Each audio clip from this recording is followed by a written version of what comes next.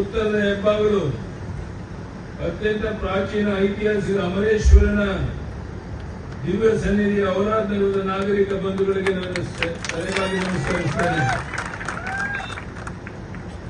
NDA ಅಭ್ಯರ್ಥಿ ಭಗವಂತ ಖೂಬಾ ಪರ ಮತಯಾಚಿಕೆ ನನಗೆ ಬಂದಿದ್ದಾರೆ.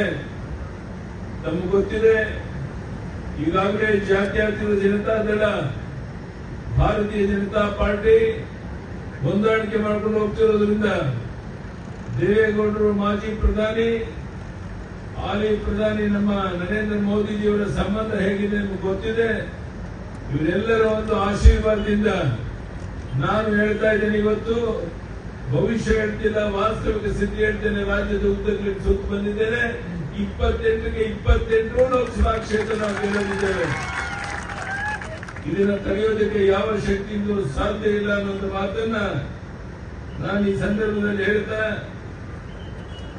ಕೇವಲ ಸುಳ್ಳು ಅಪಪ್ರಚಾರ ಮಾಡಿಕೊಂಡು ಕಾಂಗ್ರೆಸ್ ಹೊರಟಿದ್ದಾರೆ. ನಾನು ಕೇಳ್ತೇನೆ, ಇನ್ನು ಮುಂದಿನ ಪ್ರಧಾನಿ ಅಭ್ಯರ್ಥಿ ಯಾರು ಹೆಸರು ಹೇಳ್ತೀರೇನೋ? ಯಾವ ಹೆಸರು ಕಂಡು ಮುಂದೆ ಇಲ್ಲ. ಈ ರೀತಿ ಪ್ರಧಾನಿ ನರೇಂದ್ರ ಮೋದಿ ಅವರಿಗೆ ಹೋಲಿಕೆ ಮಾಡುವಂತಹ ಯಾವುದೇ ವ್ಯಕ್ತಿ ಕಾಂಗ್ರೆಸ್ ಇಲ್ಲದೇ ಇರುವಂತಹ ಸಂದರ್ಭದಲ್ಲಿ ಭಾರತೀಯ ಜನತಾ ಪಾರ್ಟಿ, ಭಗವಂತ ಖೂಬಾ ಸೇರಿ ಎಲ್ಲರೂ ಈ ಚುನಾವಣೆಯಲ್ಲಿ ದೊಡ್ಡ ಹಂತದಲ್ಲಿ ಗೆಲ್ತಾರೆ ಎನ್ನುವಂತ ಸಂಪೂರ್ಣ ವಿಶ್ವಾಸ ನಮಗಿದೆ.